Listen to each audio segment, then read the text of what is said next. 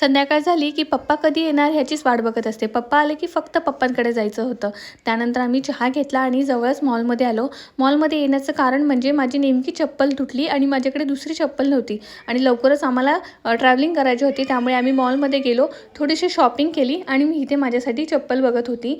तर इथे छान असे शूज होते, मोजडी होते, छान छान व्हरायटी होते. पण म्हटलं मला डेली वेअरसाठी चप्पल पाहिजे होती. तर श्रीषा आणि स्वरूप इथे आहे ना मस्ती करत होते. श्रीषाला ट्रॉलीमध्ये बसवलं होतं आणि स्वरूप तिला पूर्ण मॉलमध्ये असं फिरवत होता.